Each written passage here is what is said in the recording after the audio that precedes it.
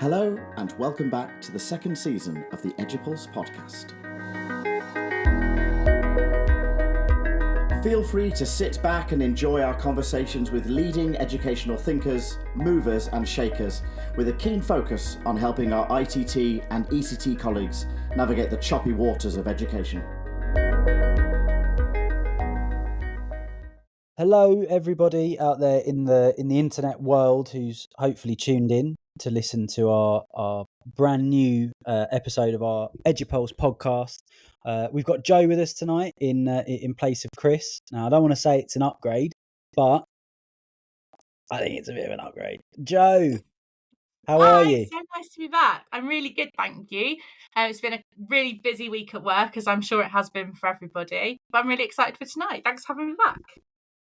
Absolutely, no, thank you. It's always a joy to have you. It's always a joy to have Chris as well. Like we do massively miss Chris when he's not here, but he's doing something like wonderful to do with performance and arts and music and stuff like that tonight. Because for anybody that doesn't know, actually, I will get to our guest in a moment, but I think it's actually quite important to note. I think like Chris is an award-winning, and we can say award-winning because he's won awards before, but like he's recently also just won like another award. He's an award-winning musician and like performing artist. He is genuinely, he's a brilliant like teacher and leader, but he's also genuinely a supremely talented musician as well. So whenever he's not here, it's not usually because he just can't be bothered. It's because he's off like doing something amazing with music around the country. And is that how you met, really? Yeah, that's how we met, doing musical theatre. So I didn't know him through the education world. We met because I was in a production of Owl House in 2019. He happened to be the MD. And a beautiful friendship was formed. Wow, yeah. Like I say, he is brilliant at that. If anybody's ever like in Birmingham or anywhere where he's doing any of these things, like, and you get a chance to go and listen to him sing or perform or whatever, like you definitely should. He's brilliant. Yeah. And his wife's amazing at singing as well. Yeah, she is great too. What a household. Incredible. Right, anyway, Gareth Bates, you are joining us tonight to talk all things Retrieval, and we're massively excited about this. Gareth, thanks so much for joining us. It's an absolute joy to have you on. Hello. Hello.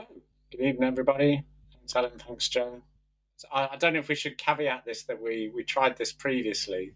We did. And obviously it was just so like, it just broke the internet, I think, basically. Yeah. So you invited me to come along live to talk about all things Retrieval. Yeah, that's it. We couldn't take the chance of like the recording not working again, so we had to do it. We had to do it live. But yeah, you're right. We did try it before, didn't we? And it was a super like I think it was one of the most like mind bending discussions we've had, because like I came into it, I remember thinking like I know retrieval practice, and I came out of it thinking I'm not sure I do know retrieval practice that well anymore. But then like I really wasn't sure. So like it's an absolute joy to be able to do this again, partly from a selfish point of view, to be able to check whether I really do understand it or whether I do need to brush up on it myself as well. So why don't we start with like a key question, which is what's the difference between retrieval and retrieval practice? So that's a big one to start with, I know. Yeah. No, just to sort of give a background, kind of where I'm sort of coming at this, and I suppose just my general background. So I was a teacher as a secondary school science teacher. Then I moved into teacher education. So I trained science teachers for about 7 years at the University of Bedfordshire. And I've now moved to Anglia Ruskin University, where I'm a senior lecturer in education. And I'm just really interested in cognitive science in the classroom.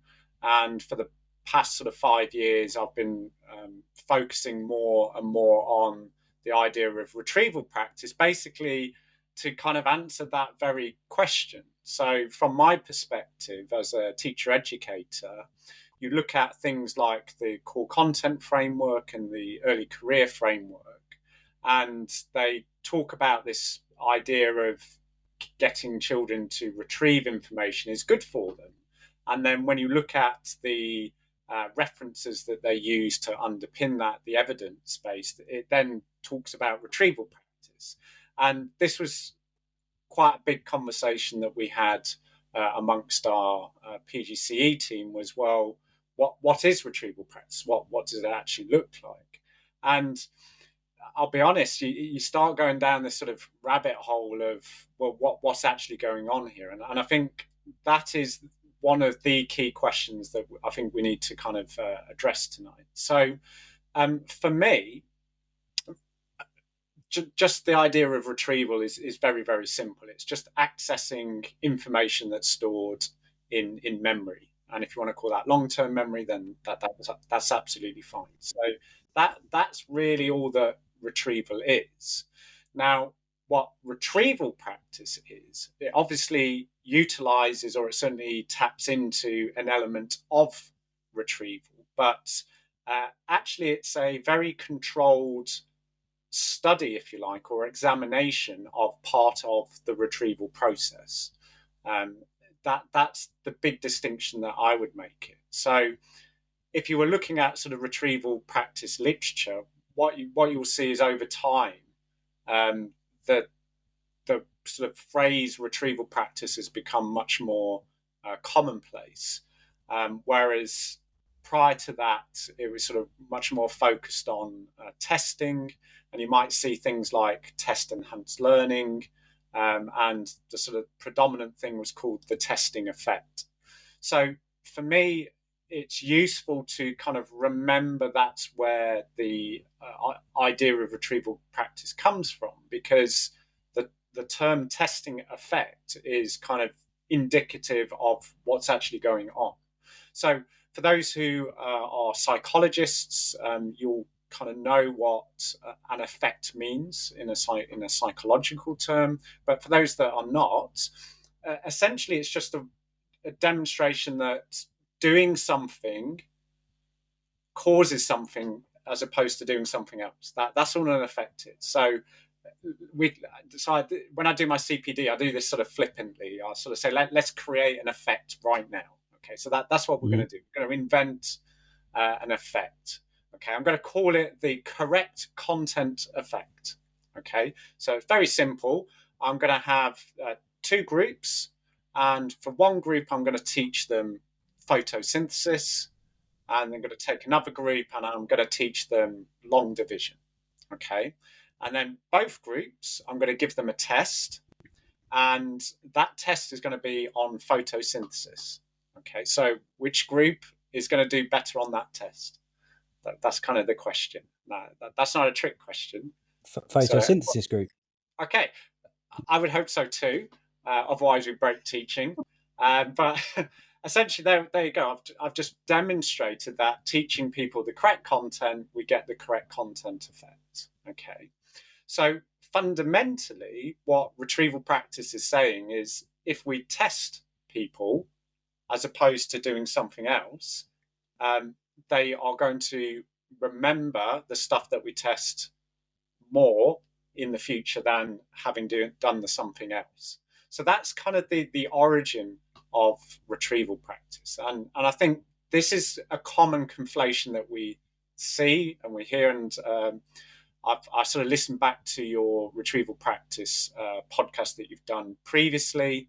And it's fine. Don't worry about it. I'm not going to I'm not going to say put it all in the bin, but it is a common conflation. You hear, or it's very interchangeable. You hear people say retrieval, and then in the next breath they'll say retrieval practice, and me being really pedantic will be like, well, what do you mean? Which one is it? So I think that's an important thing to recognise, is that retrieval is kind of everything. Of accessing information, so it could be smells, autobiographical memories, triggering music, all of those sorts of things. Whereas retrieval practice is a very, like I say, sort of controlled study or exploration of an aspect of the retrieval process. You got that, Joe? Yeah, I do got that. I'm just thinking about it because, like you said, it's totally mind-bending thinking about the two as separate entities. Yeah. What Well, I wouldn't necessarily say they're separate. I think retrieval practice is just they are probing. linked, but one is the testing element of it. If you could give, because that's a very broad spectrum of things, testing. If you could give classroom-based teachers 5 top tips with retrieval practice, you've been training the lecturers today, what would you give them as their 5 top tips for retrieval practice in a classroom? 5. Yeah. Help us, please. Yeah. So, well, let's start kind of with a definition, okay, and then actually the way I define it then gives you those sort of insights. Okay, so the way I sort of define retrieval practice, and this is essentially an amalgamation of a number of different research groups. So I'm just going to read off a slide that I have so I get it right. But essentially, retrieval practice involves the process of actively recalling or recognizing information from memory to improve the later retrieval of that information when compared to other forms of study, such as rereading and restudying. So my first top tip is to know, actually, there's a difference between recall and recognition tasks. And basically, a recognition task is something where the answer is already presented. So a multiple choice quiz question, a matching activity, that sort of thing, or maybe if you've got to fill in the word and you have a word bank, those are recognition activities. Recall activities are where you're just using the question to cue the recall or the retrieval of the information. So the first thing I always talk to teachers about is that know there's a difference between a recognition and a recall task. So that's my first kind of tip, is to know there's a distinction between the different types of activities, because I think sometimes what you tend to see in the classroom is like a retrieval grid I see quite often, and it'll have various different types of questions within that. Or sometimes you see like single modes, so they're all always multiple choice quiz questions because they're obviously relatively quick. Or sometimes there can be something called a free recall, which is a brain dump, like what do you remember about this? And understanding that they kind of do different things is important. So recognition is a different process within retrieval than recall. Okay, so they're actually doing sort of different things neurologically. Gareth, can I just jump in just for a second there, because I think you've just you might well have just like given me this moment of insight here. I just want to check it, and I think that's actually quite a useful thing with the 5 top tips. I think that the use of those of kind of these practical tips is sometimes they can make like the understanding of the broader thing suddenly come to life a little bit. And I think that might have just happened. So I just want to check it with you. So it feels like potentially then there's sort of 2 differences between retrieval and retrieval practice. One of which being like the practical application of it, what it actually looks like, and retrieval practice is essentially about this testing. So it's testing ultimately memory, I suppose, right? And like your ability to retrieve that memory. Whereas retrieval itself is just that's a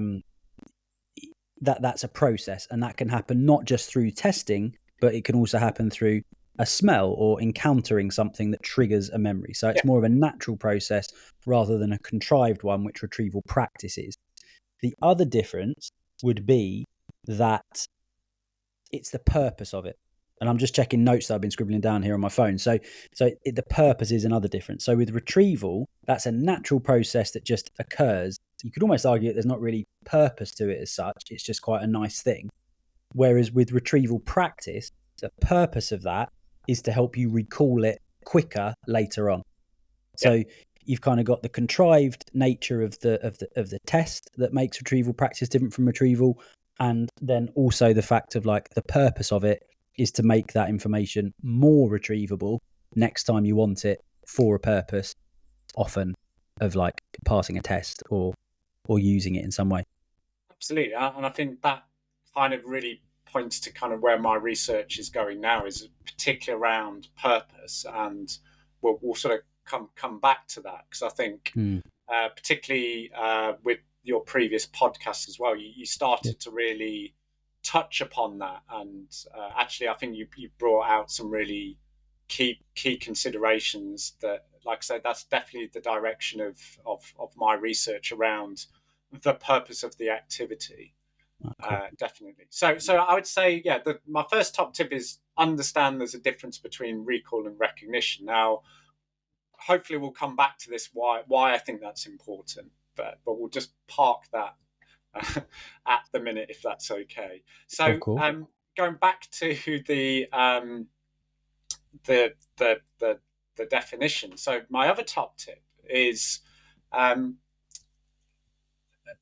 all it's doing is ensuring, if you like, that you're going to get better retrieval later on compared to something else. Nowhere does it guarantee high success. And I think one of the issues that we see with teachers is because of, good, well-meaning and a long tradition now of assessment for learning, is when we ask students questions, we want them, or we anticipate them to get the correct answer. And nowhere does the retrieval practice literature kind of guarantee that. What it's saying is, if you do this, it's better than doing that. So it's just a comparison. You're never guaranteeing that you're going to get 100%. So the kind of the top tip is, if you're doing retrieval practice for retrieval practice, that's the purpose, then just asking them the question is sufficient. You don't. This is where the idea of low stakes and no stakes testing comes from, because actually you don't need to grade it. You don't even need to know what the kids or the learners have done, right? The fact is, have they attempted to effortfully engage with the question? That's sufficient. Okay. So that's my other thing. So what we see is certainly teachers conflate retrieval practice with assessment for learning. The latest paper I'm writing, they saw no difference. So when I said to them, what's the difference between retrieval practice and assessment for learning, they were like, it's two sides of the same coin, isn't it? It's basically the same thing. And actually, no, because what assessment for learning in a way makes you do, in this sense, where you gain the answers and then you make an inferential judgment on their performance, is, well, if they didn't meet a certain threshold, they reteach. Okay, so and Tom Perry writes about this for the Education Endowment Foundation in his Cognitive Science in the Classroom. He says, I think they're opportunistically reteaching, and this isn't a good thing, because it's not assessment for learning. And you made that point in the podcast, the previous one as well, Adam, where you say it's an opportunity for learning, it's not an opportunity for assessment. And I think that drive of they've got to get it all correct for it to be effective is not what retrieval practice is there for. What it is actually the act of asking the question and then the students trying to answer it, irrespective if they get it right or wrong, is the benefit. So you don't need to collect the answer, and you don't need to act on it. Now, how do you improve that? So these are my next two. I'm going to give you two quick fire top tips. So let's just go back so we're clear. Recognition and recall. That's my first top tip. Second one is just do the retrieval practice. Okay. The third and the fourth is to increase the strength, if you like, of the retrieval practice. Give feedback. And this, like, I don't even need to say this, because again, in my research, I've never seen a teacher not give feedback. like, when was the last time you asked a child a question, they answered, and then you just like shunned them, walked off, away. and went, right, next question then? Like that never happens. Okay, so teachers always give feedback, but that enhances retrieval practice. And the fourth one is to have spacing, and you picked up on this, Adam, in your podcast. So coupling retrieval practice with spacing again heightens the effect. So it's a repetition, but it's with a gap of time in between it. So we're up to 4 now. That's not We bad. are only one more. That's really good. Yeah. There's, Well, I can I know just exactly what that one is. Yeah. can I just jump in on this Yeah, go on this for it. point about the retrieval being the thing in itself, right? So Yeah. we talk a lot about this. We've said on a few podcasts, and I know that like we bang this drum in school all the time. Like, it's really easy to get yourself into this mindset of thinking, like when you're designing a task, any task for a group of students to engage with something that you've taught them. It's really easy to start thinking about that as in, right, what do I want them to actually do? What do I want them to do and produce on the page? But actually the question should be like, what do I want them to be thinking? Yeah. Like, what do I want them to be thinking about? How do I want them to be thinking? And often that can be about the subject. So as a primary teacher, like we talk a lot at my place about the different types of thinking that we want kids to do in different subjects, right? And you know, of course, there's like massively broad overlap, but sometimes there is a particular type of thinking that we want them to do in art that's a bit different from like the systematic thinking that we maybe want them to do in a particular maths lesson. So it should be a case of like, what do I want the kids thinking about, and how do I want them thinking about it? That should drive your task design, and part, within that is that should drive your retrieval practice by getting them to do the thinking. That is the retrieval. The retrieval isn't the answer that they give you. Yeah, so it's the way I'm sort of, again, in my research, I'm sort of moving towards this idea of, I think what happens is, and this is nobody's fault, like I think this is just generally what happens is people get, or teachers you get, and I'll include myself here, we get consumed with the task and what the task sort of looks like, and we don't take that initial step back and think, what's the purpose?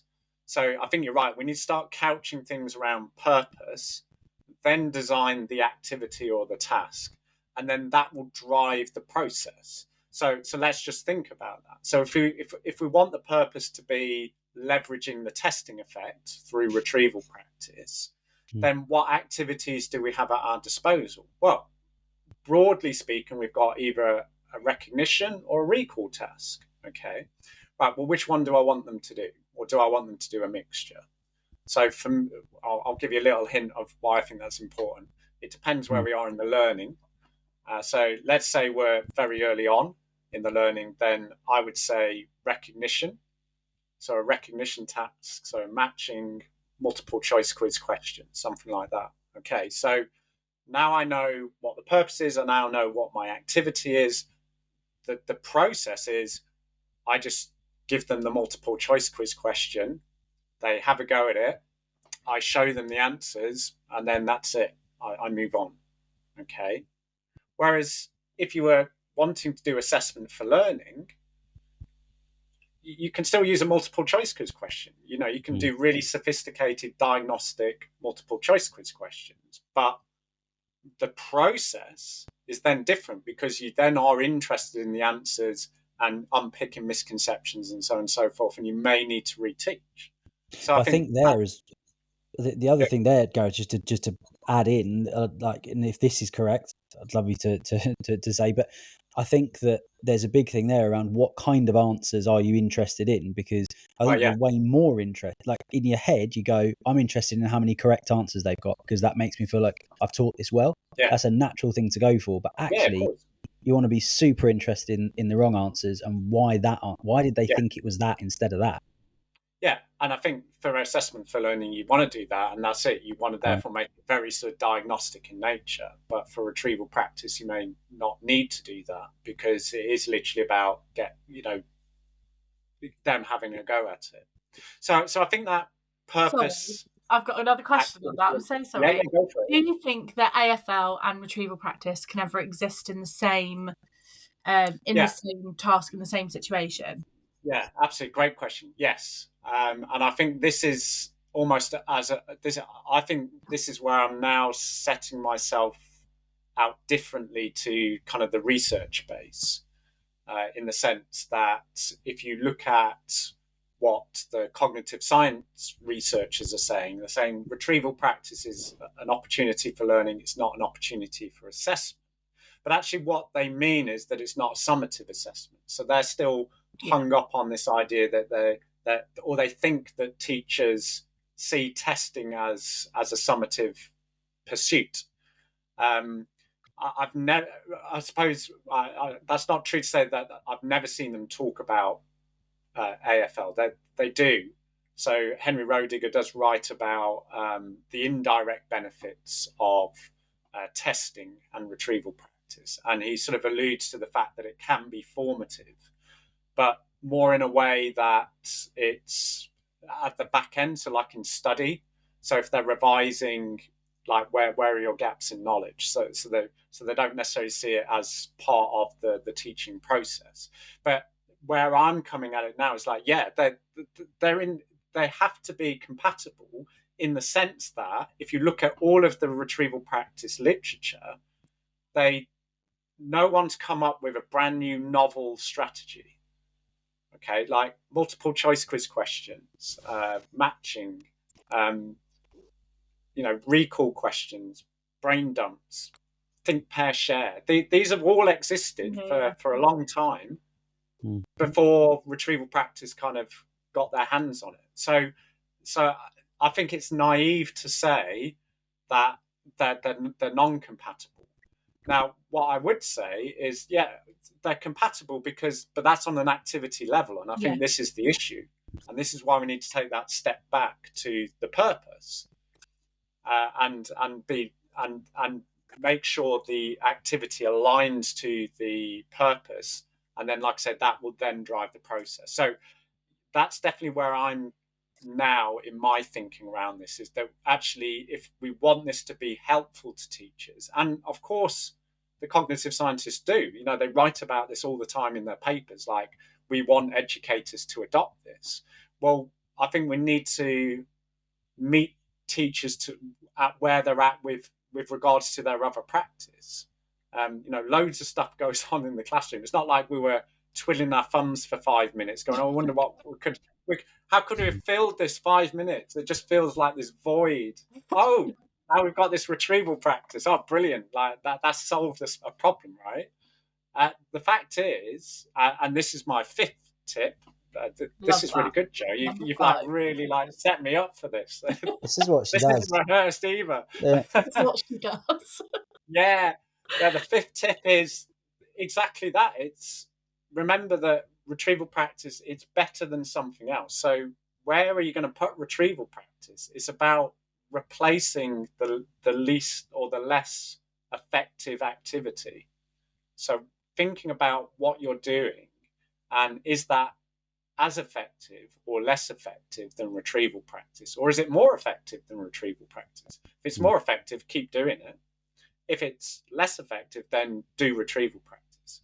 And I think that was a point you were really wrestling with in your previous podcast, Adam, about like you sort of talked about like, teachers say there's no time for it, and you're saying, yeah, well, there definitely is, and you've got to make time. And I think you're right. I think it's understanding where the activity, when you have that purpose, is either inefficient or ineffective in comparison, and it's about replacing those types of activities with the retrieval practice.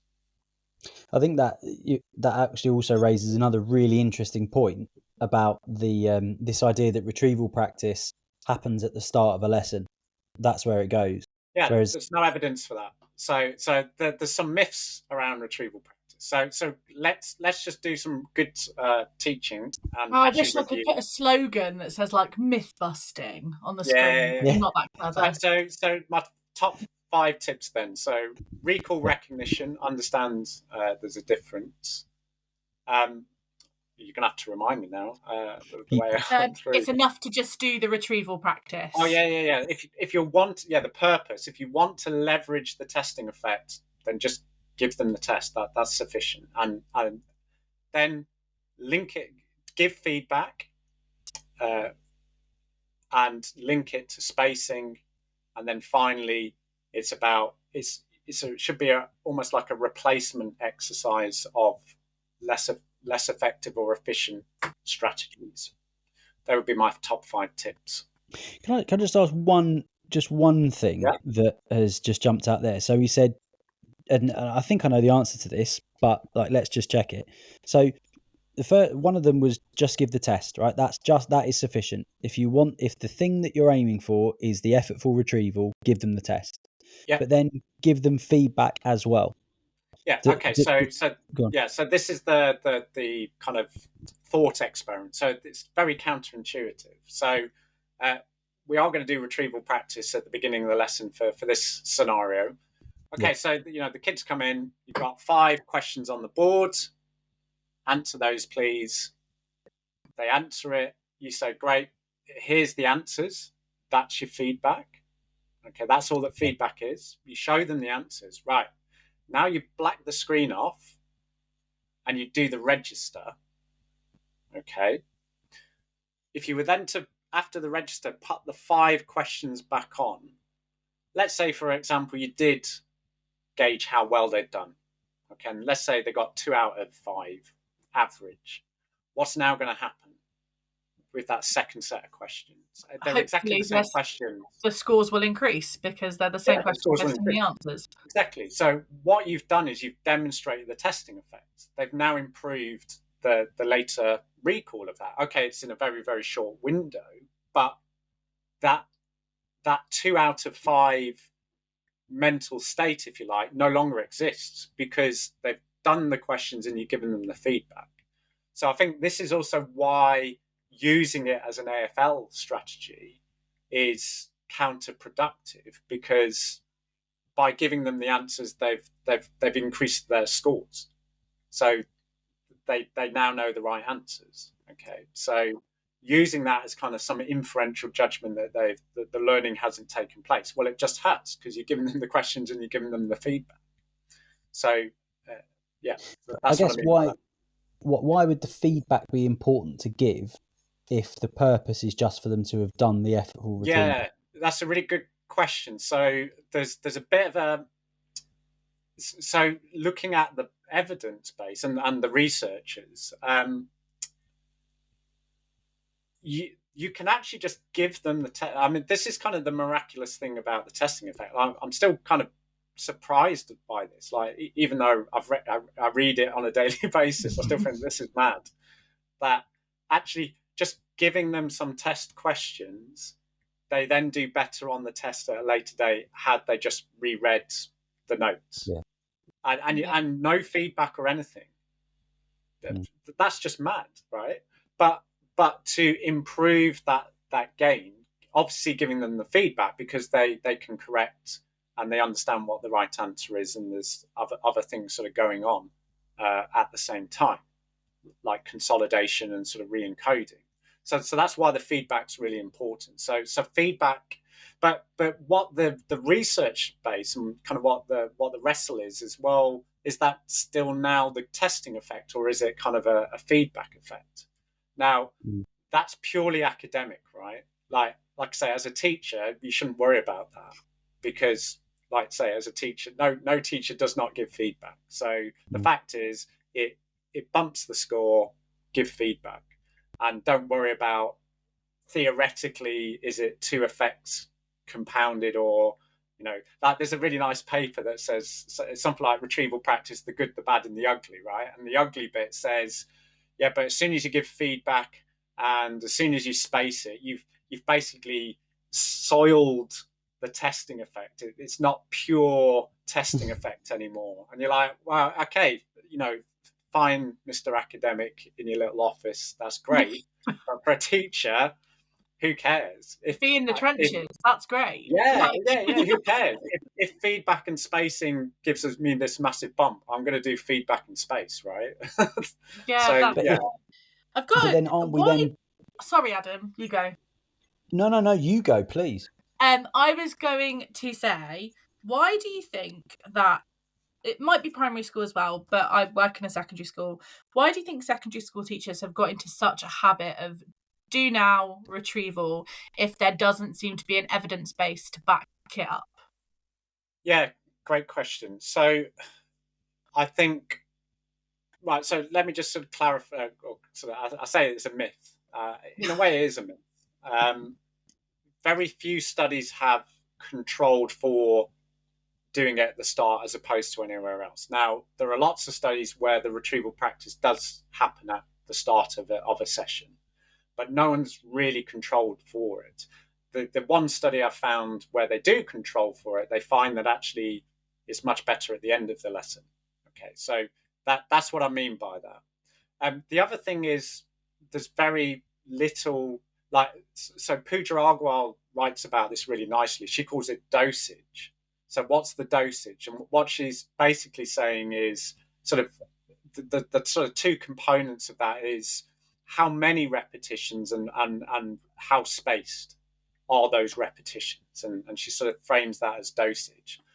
Now, what's interesting is that a lot of the studies show that actually it's about the spacing more than the repetition.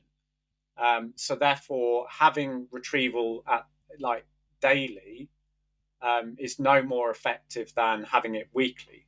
Okay, so there's a question around should you be doing it daily? Now, the caveat to that is I doubt teachers are constantly asking the same questions. No. Okay, so therefore that you're not actually doing daily retrieval practice in the sense of the same content. Where does it come from? I think you've hit the nail on the head. I think it's more sort of commercialized sources like Teach Like a Champion, so the do now. But even Doug Lamott quite clearly says do nows. Yes, there's retrieval practice, but it's not always retrieval practice. So he even writes that. Okay. Obviously, Kate Jones has written about that loads, that it shouldn't be at the beginning of every single lesson. I think also there's a misunderstanding. The other culprit, if you like, is Rosenshine. Rosenshine's principle of instruction and daily review. Well, have a look at daily review. Doesn't mention retrieval practice at all. It's more about checking homework, having discussions, looking at things the children struggled with on the homework. Daily review relies on homework being given daily. It's not retrieval practice. The weekly and the monthly review, 100% is retrieval practice because it says do a test, right? So I think that's the issue. Is there's a couple of things in there that people are drawing on. Again, because it's in these things like the core content framework. But not necessarily understanding that there's a difference. So that's where I think it's sort of coming from.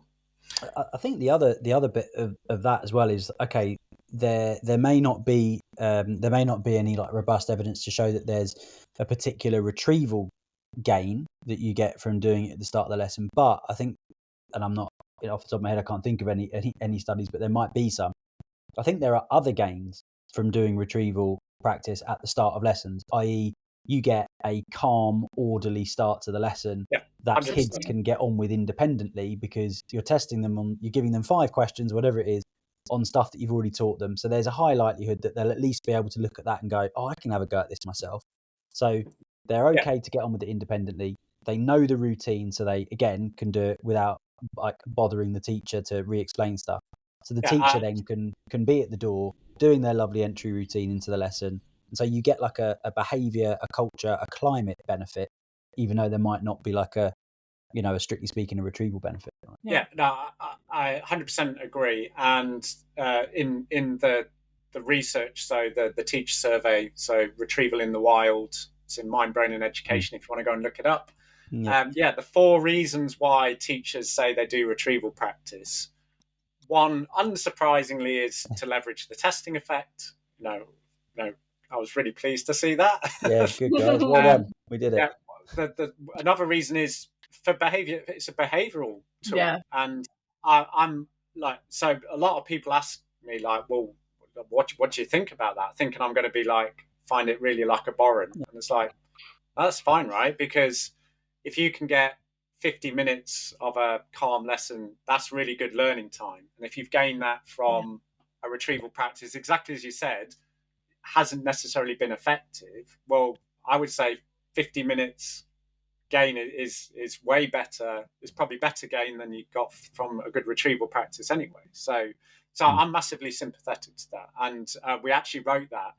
It's kind of a bit tongue in cheek, but it seems to have flown. Like it obviously got through the peer reviewers, so we're quite pleased with that. But that actually having it as a behavioural tool is an indirect benefit that researchers haven't sort of seen before. And like I say, we kind of it was a bit cheeky, but actually, like I say, I think there's some good credibility to that. So yeah, I agree with that. There's practical credibility to it, exactly. Without doubt, right? Implementable credibility, 100%. And like I say, that the 50 minutes, like I say, I mean, we've got to remember we're talking about something that's a tiny fraction of our teaching time, right? Yeah. So anything, if it can give us gains anywhere else, then we're going to take it. So yeah, I'm massively sympathetic to that. A third reason was assessment for learning, that they see it as assessment for learning, which you've already touched on. But the fourth one, and again, this is kind of where my thinking's been focused, is this idea of we want them to retrieve stuff because it's linking to new learning. And like, so that's kind of interesting in the sense that, again, that's not really the purpose of retrieval practice. So what I mean by that is the assumption is that learning has finished, like in retrieval practice. So they do their learning phase in the experiment and then they just do the restudy. So there's an underlying assumption that learning has happened in these testing effect experiments. So to teachers to say, well, actually, we're using it kind of into teaching or sort of some people call it interpolated testing. So it sort of sits within teaching is kind of interesting. And like I say, you could be kind of pedantic and academic about and be like, well, that's not really retrieval practice, but that's not the way I do my research. I'm starting, I'm saying, well, if this is how teachers want to use it, how can we start using it effectively? So you make a really interesting. So I'm sorry. Everyone should just go back and listen to the Retrieval Practice podcast. That's a great plug. Yeah. Well, you should because you make this. You talk about again. You talk about the right things. This idea of activating. Now, so is that retrieval practice or not? I don't know. Okay, because that's not what the research does. Okay, now, and again, from a pragmatic perspective, we shouldn't really care. Like teachers, you shouldn't really care. Okay, like I should care because that's my job. But teachers, you shouldn't really care because actually, what you're talking about, really, if we think about it, it's not necessarily retrieval practice. What it is, it's schema activation. Okay, what you're trying to do is get them to remember things. And I suppose the one thing we haven't talked about is, well, when we get children to retrieve things, yeah, they can get the right answer, but what else do they think about? So again, another thing I do on my CPDs, I say, right, okay, what year was the Battle of Hastings? You don't need to answer, because actually I'm not interested in the answer. I don't care about the answer. What I'm more interested in is what else popped into your head. Okay, and for some people, it's all weird. Like someone sang me the Hastings car insurance advert. That's right? What was going on in my head. Okay, yeah. So that's completely unrelated, right? But what's happened is that's called I've queued your retrieval, and actually you get quite a large schema that sort of pops out. Okay, now go and talk to some other, some people that they don't have that schema. So like I've done this with like American teachers, and they're like, I don't know, like, I know it's 1066, but I've got no schema. Yeah, but why would they if they've done American history? It doesn't really matter. But the point is that just getting a right answer, some kids are going to have really big schemas being activated, whereas some kids aren't. So if you're thinking about schema activation, this comes back down to the purpose, then actually sometimes retrieval practice may not necessarily be appropriate in certain cases. So something like a recognition task, where it's just a multiple choice, may not be very helpful, whereas a free recall brain dump or think, pair, share actually might be a really good thing, because just giving that time to discuss, talk, write as much down as you possibly can, and then do you like your cops and robbers, like, oh, what did they say? Well, that's really good, take that. Actually, that's much better for schema activation, and therefore links into your new learning. And there is emerging research around that. So this idea of doing retrieval practice before generative activities gives way better results than doing the generative activity with the retrieval practice directly after. So again, going back to purpose, if it's for schema activation, that's what I would call it, then thinking about the activity. So think about those much sort of, like, even just discussion, class discussion is still really good for that. And then that drives the process. Now, there's a bit of a spanner in the works here, in the sense that, are you doing retrieval practice at the beginning of the lesson? So the other thing you discussed was the idea of working memory. So again, you don't need to embarrass yourselves and answer these questions, but I ask teachers this all the time. It's good fun. You say to them, right, okay, working memory is limited. I think they're all comfortable with that idea. So I say to them, right, okay, how many chunks of information can we hold in working memory at any time? And they have a little chat. And I don't do audience participation, because teachers are the worst at it, aren't they? We always sit at the back at CPD, and we never want to get involved, even though we expect that of our kids, right? But, yeah. But to be fair, they're really good at that. Okay, so usually they say somewhere between 2 and 9, fine, no problem. The other thing I say is, right, okay, what about in time? So if you were not to actively try and keep information in your working memory, how long would it actually stay in there? Okay, 20 seconds. Right, well, there you go. Look at that. Showing off. Is that right? Is that right? Yeah, but yes. between 10, 30 seconds. Right, okay. So if you genuinely think the purpose of your retrieval practice is that schema activation, and you're asking, just for argument's sake, 5 questions at the beginning of the lesson, what happens if I'll get my camera right, 4 and 5 linked to an activity 40 minutes into the lesson? It's not there in your working memory. And that's exactly what you were saying, Adam, is, well, surely you want it in their working memory to then use in the new learning. Well, if that's the case, then you need to do the retrieval or the schema activation immediately before you do that learning activity. So having it all at the beginning of the lesson doesn't necessarily work. Now, a very common question I get asked is, well, couldn't I do both? Like, I've got a mandatory policy at school where I've got to do retrieval practice at the beginning of the lesson. Yeah, fine. Do your 5 questions at the beginning of the lesson, immediately before the activity, redo the question. What I would say is maybe change the modality. So if it was a recognition task, maybe move to a recall task. So you're just changing up the format. And that sort of taps into the desirable difficulties view of retrieval practice, which is using different variety. There's just so much richness in everything that you're saying, I think. But I suppose with that as well, this idea of like, okay, well, can you still do it at the start? Like, does it still have value? Well, yeah, it does. It's just got a different value. Like if you do a it different purpose, different and a Yeah. different purpose. beginning of the lesson, I am doing it for the sake of leveraging the testing effect. I'm then going to do it right before this activity because it's about schema activation. Yeah. So that's Could why you I think argue- that's why I think the purpose activity process sort of Yeah. thinking is really quite helpful for teachers.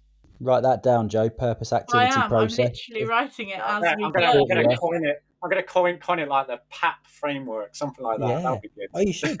You should definitely write. Honestly, you should definitely write something on that, like purpose activity process. That would be gold to read, wouldn't it? Could you argue as well though that by doing it at the start of the lesson to leverage the testing effect, could you argue then that when you do it later in the lesson, that schema activation is going to be faster because they've already been retrieved that knowledge earlier on in the lesson? And could that make it worthwhile? That's a neat question. That's a very, very neat question. Can I tell you why I've asked that one first? Yeah, go. And again, if you think there's a flaw in this plan, then tell me, because I've got a whole school of people doing it. So at the start of our reading lessons, we will clarify the meaning of particular technical words, particularly that are going to come up in the reading that we're about to do. Okay, so it wouldn't be like more than 4 or 5 words, but I'm aware that by telling a kid what ambiguous means now, and then they come across the word and they hear me say the word ambiguous 8 minutes later when I'm reading aloud to them, or they come across the word ambiguous when they're reading aloud themselves, I'm aware that they're not going to go ambiguous, that means confusing, or whatever it is about how I've explained it, because I know that, again, working memory is limited in terms of duration as well, and it would have gone by then. But is there a possibility that they would come across the word ambiguous and go, he told us what that meant, what was it? Oh yeah, I think it was confusing. Right, cool. Let me go back to the beginning of that word of that sentence. I'll reread it, and now with that knowledge, nice and fresh of what ambiguous means, great. I've now got the meaning of that sentence. Can that happen? Yeah. So the way you've explained that, yeah, I would say that's pretty well established that would happen. Okay. I suppose my reservation was around the idea if you changed the modality, like if you changed the format of the retrieval practice. And the only reason for that, my reservation, is when you change format, the testing effect reduces essentially. So there are multiple different. I suppose this is the other thing, or the other problem with retrieval practice is it's not theoretically underpinned in the sense that everybody agrees this is how the testing effect works. There are loads of different theories as to why it works. Some have overlaps, but some are, different. Okay, so there's something called the transfer. Like this is quite technical now. Something called the transfer appropriate processing model, which means that if I do multiple choice quiz questions and the final test is multiple choice quiz, those kids will do better on that test had it been multiple choice with short answer questions at the end. So the format matters. So by changing format, it's going to be more effortful, even though it's later on in the lesson. Okay, but if we want that more effortful retrieval, then that inherently is a good thing. So I think, yes, you're right. They would retrieve it better if you contextualize it in a retrieval activity, like a retrieval practice activity, rather than them just reading it in the text. But yes, by doing it at the beginning of the lesson, it should mean that later on it should be quicker. Absolutely. Yeah. So that's correct. So, but my reservation was more about how quickly in comparison had you done the same format. So had you done a multiple choice quiz at the beginning of the lesson and then you do the 2 questions in multiple choice format immediately before, like I say, I would change format to make it that little bit more effortful because of that transfer appropriate processing is kind of dissipated. Love that. Yeah, my mind's a bit blown. I love the nugget of the, I've written it somewhere, your PAP model that you're going to write something about so that we can all buy it. Where have I written that down? Oh, I've got so many post-it notes. Purpose, activity, process. And the idea of using that for curriculum design, I think, is really powerful. Because if you go into it with the purpose, process, activity for the retrieval practice, that can then entirely change and I think revolutionize your curriculum design. So Yeah. I'm really excited. I think, like I say, I'm not sort of saying it's a bad thing, but I think you're right. I think task level design is also important, but I think almost, like you say, particularly if you've got like your scheme of work and you say, okay, I've got to teach this in this lesson. Yeah. I think the automatic as sort of default is I'm going to go straight into task design and activity design. Yeah. And I think just having that step back and think, right, what do I actually want this to achieve? What's the purpose of it? And then think about the appropriateness of the activity. And then, like I said, that will drive the process. And I think that's powerful as well, because, again, the whole purpose of retrieval practice is to be efficient, right? It's natural. It should be a time-saving strategy. And if you're not clear on that purpose and you drive the process because you think it's assessment for learning and you opportunistically reteach, as Tom Perry would say, well, then actually that's massively inefficient then. And in a way, this is the kicker, right? So I gave you that example of the blacking off the screen. So if you then if you don't do that second test and you sort of think, well, they've all got 2 out of 5 and you reteach. Now, if that reteaching's really quite passive, like you're just telling them, then that's no better than restudy or rereading, which is inherently a worse strategy than retrieval practice. So you may as well just give them the test again, because that's even better, right? So in a way, having that PAP framework should give teachers time back, because my biggest concern is that you're doing the do nows. There should be 5-10 minutes, if that between that 5 and 10 minutes. Yeah. Let's say 10 minutes once. Okay, fine. And if you've got an hour's lesson, then you've got 50 minutes of good teaching. Now, if you are reteaching based on that sort of false purpose, then you start to squeeze that 50 minutes. And where are you going to get that time back to teach that content? And where teachers are concerned with bloated curricula and too much content anyway, we should be sort of protecting that teaching time. And retrieval practice should give you that. It should hand you time back. But I think by not understanding the purpose and not leveraging the testing effect and thinking about it as assessment for learning, squeezes that time. And for something that should be effective, I think there's a long-term potential detrimental impact, because the fact is you keep squeezing the actual learning time. And I think that's my biggest concern. Yeah, and do you know, there's I think one of your key messages with this as well, really, is like, and if we're reading it correctly, is that you're saying we should all just kind of take a little bit of a strategic step back and examine how we're using retrieval practice, and that's probably a message that we could all do with across a whole load of areas. For example, and this is one that's always stuck with me, that and I know a lot of schools don't do formal lesson observation anymore, which is like, personally, I think that's a great thing that people don't do that anymore.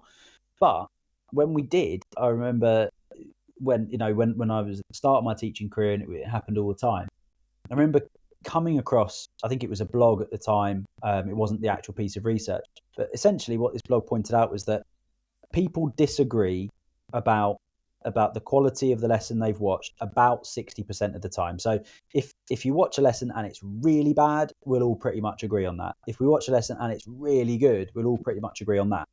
But this 60% in the middle, we could end up saying that that's in the 30th percentile, or we could end up, and someone else might look at that same lesson and go, no, I think that's actually in the 70th percentile, right? So if you've got this 60% variation in judgment, the amount of time you're spending going and watching every teacher, you are statistically better off flipping a coin in a room on your own and going, is Gareth a good teacher? Heads he is, tails he's not. You're more likely to get it right doing that. And you'll save yourself so much time. And when you think about it like that, you go, God, this practice must be bad then.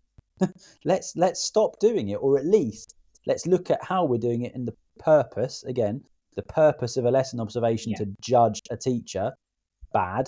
The purpose of a lesson observation to inform and prepare for a coaching session to help develop that teacher, potentially good if you get that process right. So just focusing on what the purpose is, which again is like your real central message, I think.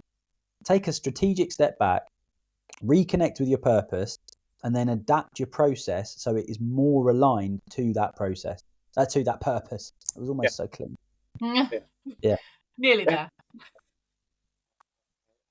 100% agree with that. As I said, that's kind of where I'm at now, having sort of been sort of really sort of embedded in the sort of the literature, but then starting to say, right, how are teachers using this? And I think that's, you know, people talk about the theory practice gap all the time, and you know, it's clearly there. But I think what I'm trying to do is, like I say, sort of meet teachers where they're at, and to sort of poo-poo this idea that it shouldn't be behavioural. That's not the purpose of it, and it shouldn't be assessment for learning. That's not the purpose of it, and it's not schema activation. That's not the purpose of it. Actually, what I'm saying is, right, well, if that's what you want as the purpose, I love that. Like, what does it? How can we make that effective and useful? Yeah. So I think that's kind of my drive forward now in my research, is saying we know this exists, we know it's a good thing, like, and a lot of the cognitive scientists, they say their big general conclusions on all of their papers recently is, therefore teachers should use this. And it's like, well, come to England, we are using it, and we still need help with it. So that what does that look like? But you know, that's not been forthcoming. So I'm hoping to kind of occupy that space to bridge that gap. And like, we really hope that like you can absolutely occupy and dominate that space and do wonderful things with it, because like so much of what you've said here is just like really, it's made an awful lot of sense. And it's really connected with, I think what you've done really effectively is kind of connect this theory with the practice, but also with the practicality of what it's like being a teacher. Like, you keep saying things like, actually, teachers probably shouldn't worry about that.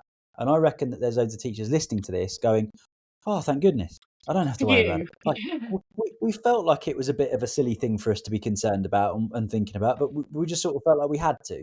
I know I've definitely been in that boat.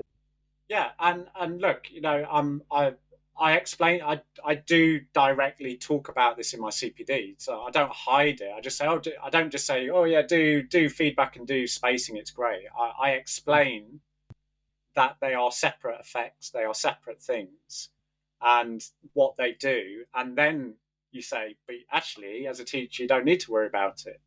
So I think you've still got to give that theoretical underpinning as why you're saying, don't worry about it. Yeah, absolutely. And I think sometimes that's missed. I think sometimes there's almost like a pre-assumption that, well, teachers don't need to know about it, so I won't tell them.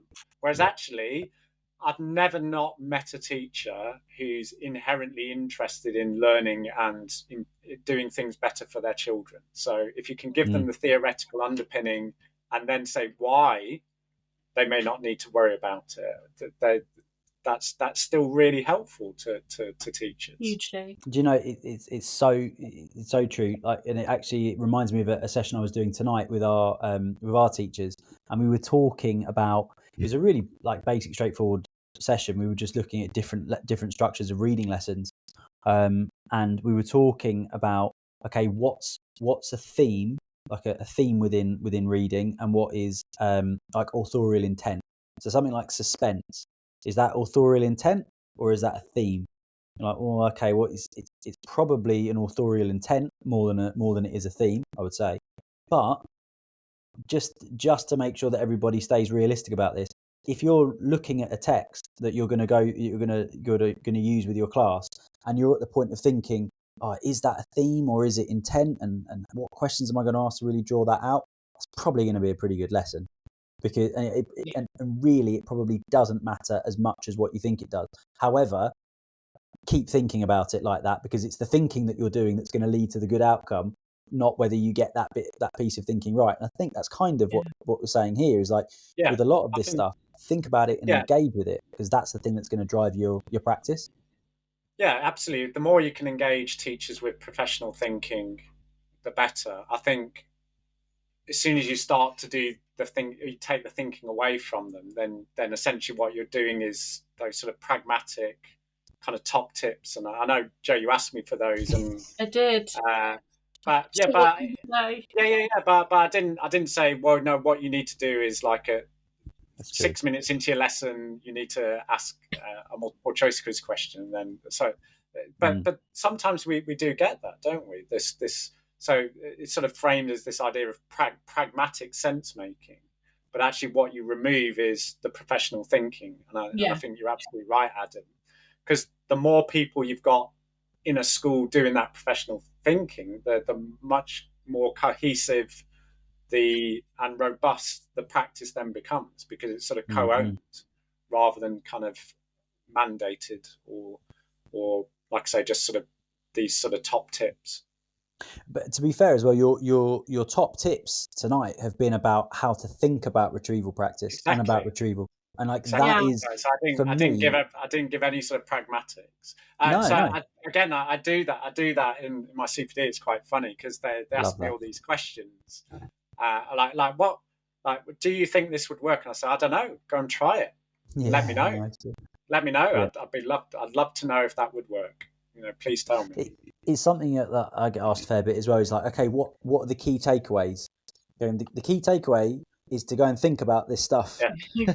Go and and try. Think about how you can apply it in your practice. Like that's the most powerful takeaway that there is. And I think that's massively come across in everything. Absolutely. Yeah, because some of the research I did with senior leaders, and what I did the CPD session, but I would pre-survey all of the teachers. Yeah. But then I would share it with the senior leaders, and what they found really interesting was that there wasn't really a shared understanding amongst the staff. So things like, I just said, like, what's your definition of retrieval practice? And they'd all type up what they think, and then I'd code it up. I'd even then rag rate it against my definition, and then I'd share it with them, and they'd be like, yeah, but I talk about this all the time. And I was like, okay, but how often do you check for understanding amongst your staff? And they go, what do you mean? I said, well, the stuff you're telling them to do with the kids, like ask them questions and figure out if they know this stuff. Do you do that? And I'm like, no. Oh no, I don't do that. and I think that's, if we're going to do this sort of evidence-based, evidence-informed, science learning, whatever you want to call it, if we're using that with the children, if you're leading CPD or you're training, then you should be using it, right? And in a way, I'm not massively concerned about how accurate the understanding around retrieval practice was. What I was more interested in was the shared consensus and understanding. Shared language.